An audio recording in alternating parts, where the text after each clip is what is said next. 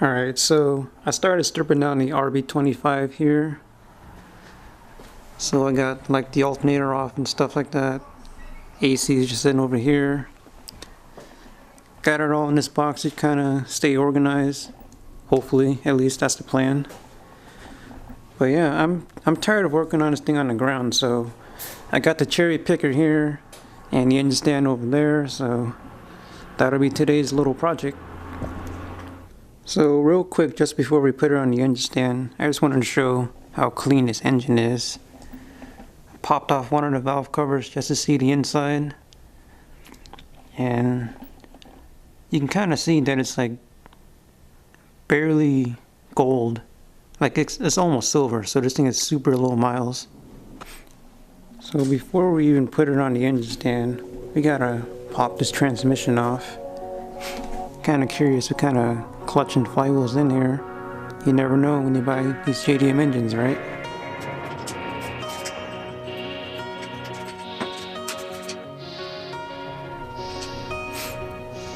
Okay, I got all the training bolts off, so now I got the chain hooked up here.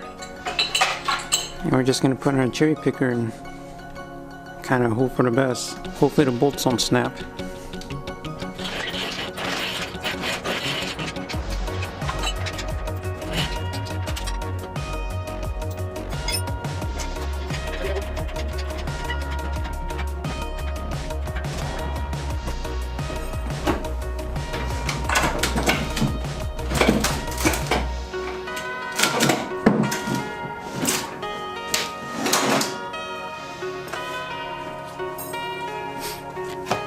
Alright, that was pretty easy.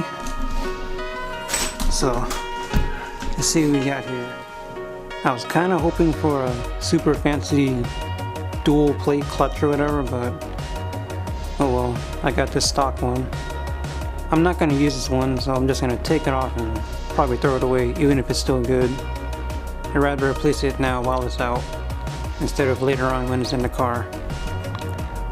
Well, I'm kind of glad I took a look at the clutch instead of just throwing this engine in, because I know it's dark out, but this thing is burned up looking, and the clutch here is pretty worn out. Got some material, clutch material down here. Pressure plate's burned out too. So yeah, good thing I checked.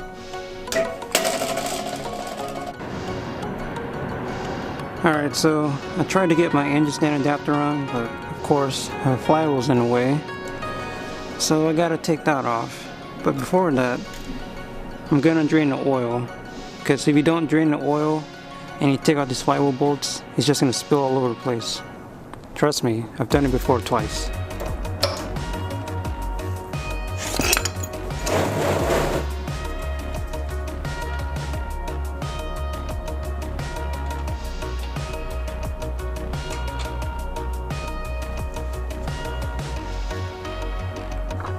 So since I didn't have my big impact gun, I came up with this. I just jammed a socket here in the flywheel and a locating pin here. Got a breaker bar and broke them all loose. So I already did that. Let's get them off.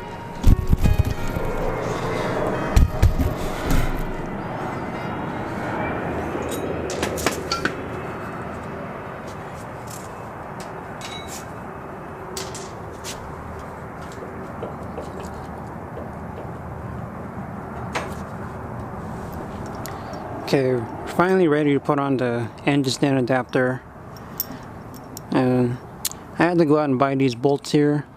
These are some grade A bolts, and they're slightly longer, just so it would fit on my engine stand. So yeah, let's finally get this thing on.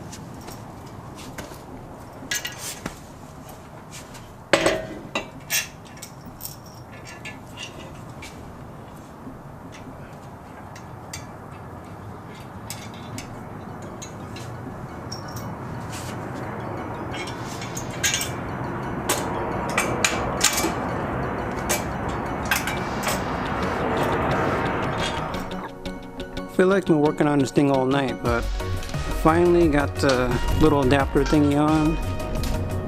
And again, these are grade 8 bolts, so they shouldn't snap. Hopefully not. So everything's finally ready to get it on the engine stand.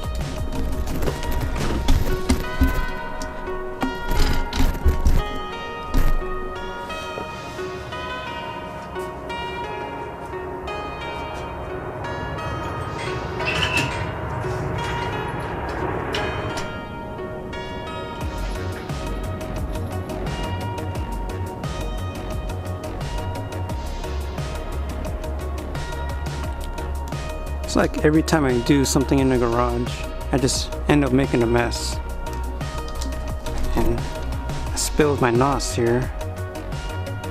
There goes all my horsepower. But anyways, I got the engine on the stand.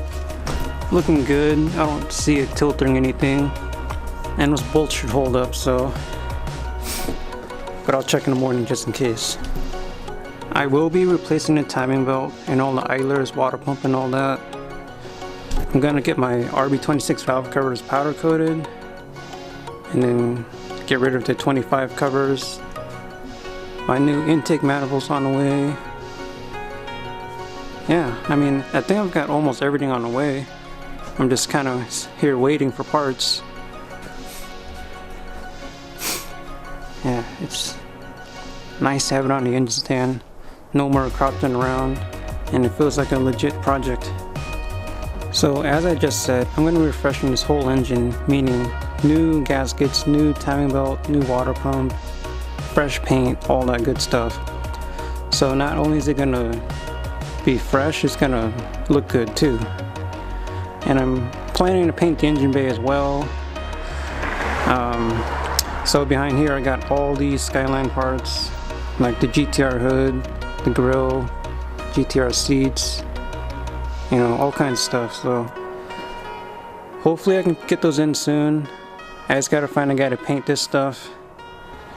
And yeah, I'm super excited for this build.